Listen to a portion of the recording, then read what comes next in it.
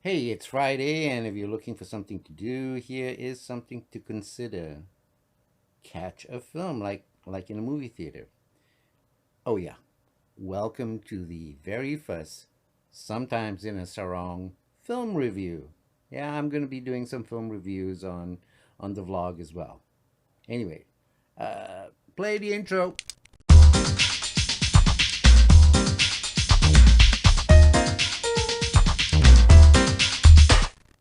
Okay, just too many words for a snappy title. So I think we need to shorten it to this. Now, the question is how to pronounce it. SIAS Film Review or SIAS Film Review and the ever pretentious SIA Film Review, with the silent S. Right now, I'm trending towards the second one, the SIAS Film Review, only because the word ass is in it. Yeah, I'm 12 years old. Anyway, this week's film is The Green Knight.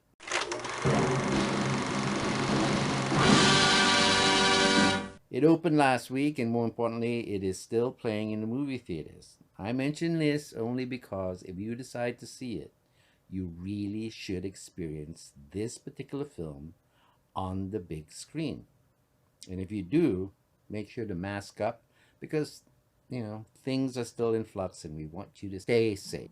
Now, the premise is adapted from a 14th century poem. Notice I said the premise is adapted from. This is because the events in a story do not follow to the letter the events written in the poem. It is sort of more of a meditation on the poem. And as in many tales of yore, this is a quest story. So, on Christmas Day, in the court of the aging King Arthur, yep, that very same King Arthur, the Green Knight appears and proposes a game of sorts. The challenge is to take on the knight in battle. If the challenger inflicts an injury on the Green Knight, they have to meet up again in a year and the Green Knight will return the favor. So, if the Green Knight gets cut, when they meet a year later, the challenger will be cut. So, Sir Gawain, or Gawain, as pronounced in this film, who happens to be King Arthur's nephew, decides to take up the challenge and promptly beheads the Green Knight, who in turn picks up his head, says, "See you in a year," and rides away. The rest of the film essentially is the journey that Gawain takes a year later to meet up with the Green Knight. Now, I'm not going to get into the specifics of the journey except to say that there are encounters with robbers, a dead saint, a fox, giants, and a lord, and, more importantly, his seductive wife. Gawain is played by Dev Patel, who, has developed into a fine actor. He is on screen almost the entire time, even though he has a naturally strong presence, unlike others I've seen, it doesn't get in the way of the film. Alicia Vikander plays two roles. She plays Essel, who is Gawain's romantic interest and who happens to also work in a brothel. She also plays the Duke's seductive wife. Now, this sets up an interesting juxtaposition in the story, but you'll have to watch to, determine that for yourself.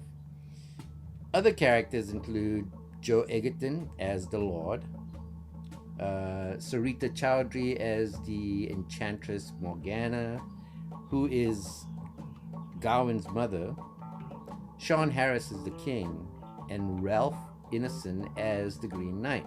Now, if you watch Gunpowder Milkshake of late, as I have, Ralph Ineson plays the bad guy in the end, the one that they meet up in the diner.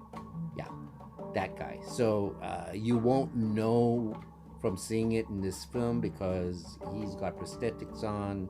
He's essentially made out of a tree. He's like an ant.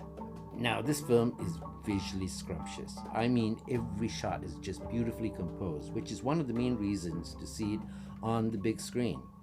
The soundtrack does its job very well, giving the film a sense of discomforting edge from start to finish. The acting is solid and there's not a lot of dialogue. So yeah, I liked it a lot. Now, I liked it so much that I want to watch it again. The design elements are both stunning and curious. Now, from a period standpoint, it is somewhat mercurial. You see, we start off with the feel of the Dark Ages, which is apropos considering that the source of the King Arthur legend actually comes from the Dark Ages. But by the time we get to the Duke's Castle, which is about 2/3 into the film, we see a very definite Norman design. You know, it's as if time and consciousness is in flux. Also, in the world created in the film, the old religion and early Christianity coexist side by side, not so much in contention with each other, but existing in a time when either one is still a choice. Now, what is in contention is the human relationship with nature, as it is today. Anyway, that's what I got from it. It's one of those films that allows the audience to relate to it in a very individual way. And as such, it is not afraid to be ambiguous. Because of this, it is not for everyone. Now, it does not tell you what to think or feel, but it invites you to do both for yourself. It is one of those films that you watch with friends and spend half the night discussing it over drinks, you know, like so many of us did when we were college age. Now, for me, the journey in the film is not unlike the journey of life. One could argue that Gawain's journey in the film is a journey towards certain death. I mean, after all, he dispatched the Green Knight's head in the first place with the proviso of payback when they meet again. And Gawain's adventures along the way are like little mini quests in themselves, each one determining the strengths and weaknesses of character. And as in life, you know, these are not quests that we seek out. The saying goes, shit happens and we have to deal with it. Yes, there are profundities to ponder in this film, and I highly recommend it. Now, so, on a sliding scale of meh, and yay, I'm giving it a rock solid yay. So that's my review for this film. Now, don't forget to like, comment, and subscribe. And if you really like this review, feel free to share it. Until the next time, try it in a sarong, and cheers.